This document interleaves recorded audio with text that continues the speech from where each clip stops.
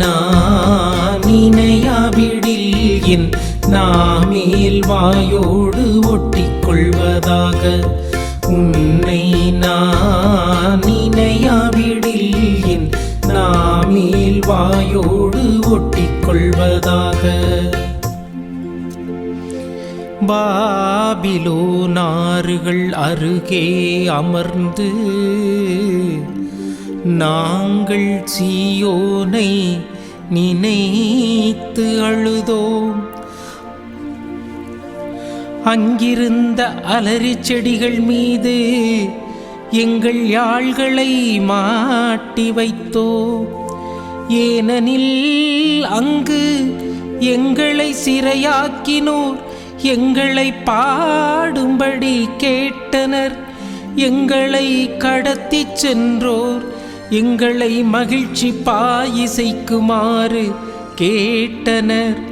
சீயோனின் பாடல்களை எங்களுக்கு பாடி காட்டுங்கள் என்றனர்.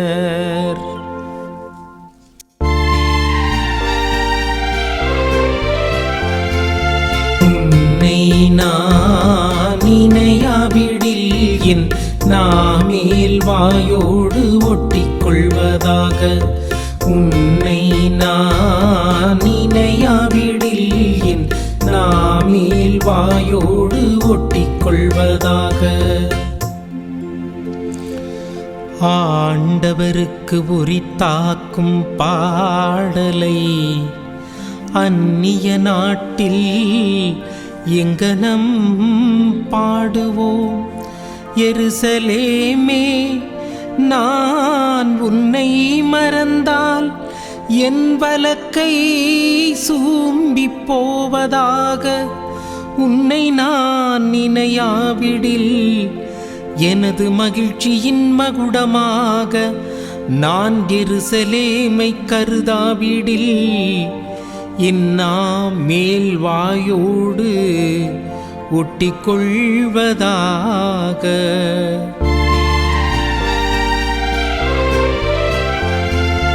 உன்னை நான் நினையாவிடில் என் நாமேல் வாயோடு ஒட்டிக்கொள்வதாக. உன்னை நான் நினையாவிடில் என் நாமேல் வாயோடு ஒட்டிக்கொள்வதாக.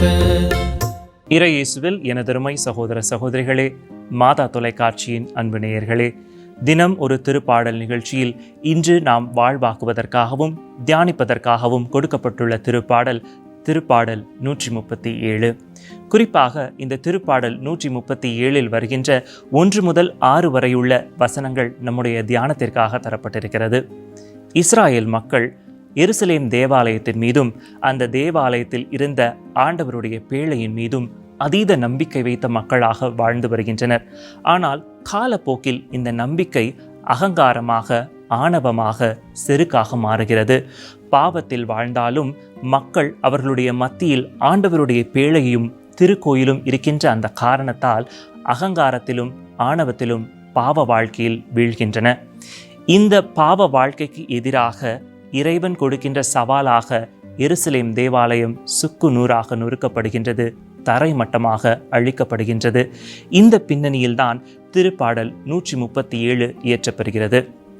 விவிலிய அறிஞர்கள் கூறுகின்ற கூற்று என்னவென்றால், இந்த திருப்பாடலானது மக்கள் அகதிகளாக கூட்டி செல்லப்பட்ட காலத்தில் சொல் வழக்காக இருந்ததாகவும் மக்கள் மீண்டுமாக அவர்களுடைய நாட்டிற்கு திரும்பி வந்த சமயத்தில் எழுத்து வடிவம் பெற்றதாகவும் கூறுகின்றனர்.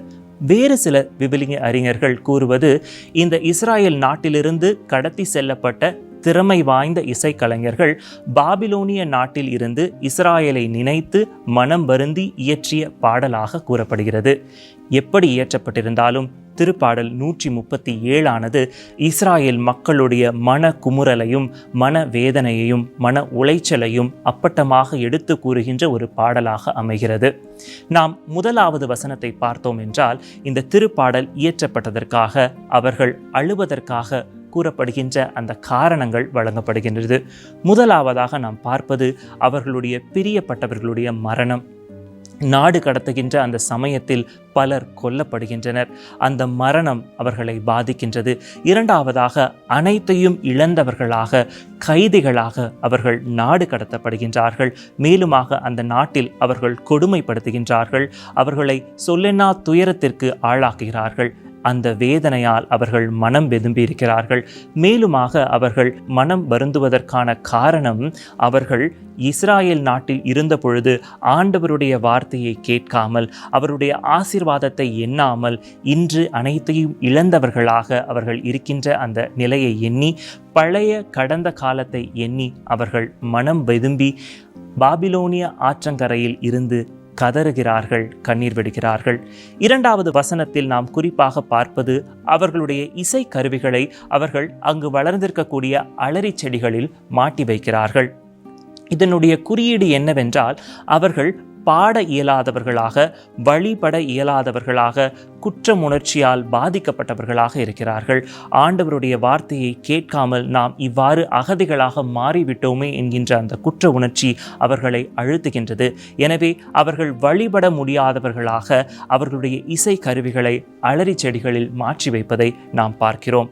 ஆனாலும் அவர்களுடைய இதயத்தின் மூலையில் ஏதோ ஒரு இடத்தில் நாம் மீண்டுமாக ஆண்டவருடைய பாடலை பாடுவோம் என்ற நம்பிக்கை இருந்ததால் அவர்கள் அந்த இசை கருவிகளை உடைக்கவில்லை, மாறாக அமைதியாக வைக்கின்றனர். நாம் பார்க்கின்ற மூன்றாவது வசனத்தில், அவர்கள் இந்த வேதனையான சூழ்நிலை இருந்தாலும் வெந்த புண்ணில் வேலை பாய்ச்சுவது போல மீண்டுமாக கொடுமைக்கும் துன்பத்திற்கும் ஆளாக்கப்படுகின்றனர். அவர்கள் நாடு கடத்தப்பட்ட அந்த சூழ்நிலையில் வேற்று நாட்டவர்களால் நீங்கள் வழிபடுகின்ற அந்த பாடலை, நீங்கள் இறைவனுக்கு இஸ்ரவேலில் பாடக்கூடிய அந்த பாடலை எங்களுக்கு ஒரு பொழுதுபோக்காக, ஒரு வேடிக்கையாக பாடி காட்டும் என்று சொல்லி ஏளனப்படுத்துகின்ற ஒரு சூழ்நிலையை நாம் பார்க்கிறோம்.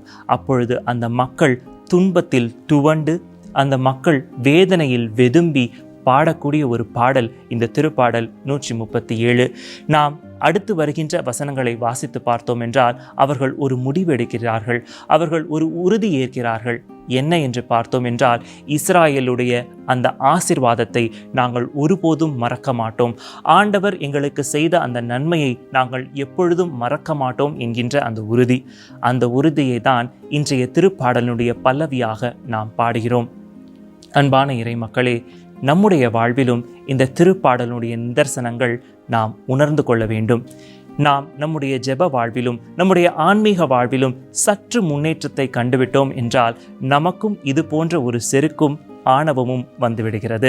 நம்முடைய ஜெப வாழ்வில் நாம் முன்னேற்றங்களை காணுகின்ற பொழுதும், நாம் ஏற்கின்ற அந்த உறுதிமொழிகளை நாம் கடைபிடிக்கின்ற பொழுதும், நான் நல்லவன், நான் இறைவனுக்கு பிரியமானவன், பிரியமானவள் என்கின்ற அந்த அகந்தையால் நாம் பாவத்தில் விழுகிறோம். நாம் பாவத்தில் விழுகின்ற பொழுது இறைவனின் பிள்ளை, இறைவனின் குழந்தை என்கின்ற அந்த நிலையிலிருந்து பாவம் என்கின்ற நாட்டிற்கு நாடு கடத்தப்படுகின்றோம். அப்பொழுது நாமும் இந்த இஸ்ராயலர்களைப் போல சொல்லறியா துன்பத்தையும் மனதிற்கு வேதனை தருகின்ற காரியத்தையும் நாம் அனுபவிக்கிறோம். இந்த திருப்பாடலை வாழ்வாக்க முயலுகின்ற இந்த சூழ்நிலையில் நாம் எப்பொழுதும் இறைவனுடைய வார்த்தையை கேட்டு இறைவனுடைய பாடலை பாடுகின்ற மக்களாக வாழ அழைக்கப்படுகின்றோம். நம்முடைய முடிவு எப்பொழுதும் இறைவனை நோக்கி வாழுகின்ற மக்களாக வாழக்கூடிய ஒரு முடிவாக அமையட்டும். ஜெபிப்போமா. அன்பு தந்தையே இறைவா, எங்களை படைத்து பராமரித்து காத்து வருகின்ற உமது கிருபைக்காக உமக்கு நன்றி செலுத்துகிறோம். ஆண்டவரே, நாங்கள் பல வேளைகளில் எங்களுடைய செருக்கினாலும் ஆணவத்தினாலும் பாவ வாழ்க்கைக்கு நாடு கடத்தப்படுகின்றோம். உமது பிள்ளை, உமது குழந்தை என்கின்ற நிலையை இழந்து பாவ நாட்டில் நாங்கள் நாடு கடத்தப்பட்டு சொல்லென்னா துயரத்தை அனுபவித்து வேதனையிலும் துன்பத்திலும் வாழ்ந்து வருகிறோம். ஆண்டவரே, இந்த மனமாற்றத்தினுடைய காலத்தில் நம்பிக்கை என்ற ஒளியை எங்களுடைய உள்ளத்தில் ஒளிர செய்து, நீரே நாங்கள் எப்பொழுதும் உம்முடைய பாடலை பாடக்கூடிய மக்களாக, மகிழ்ச்சியின் மக்களாக, உம்முடைய சொற்களை கேட்டு வாழ்வாக்கின்ற மக்களாக வாழ அருள் புரியும். ஆமென்.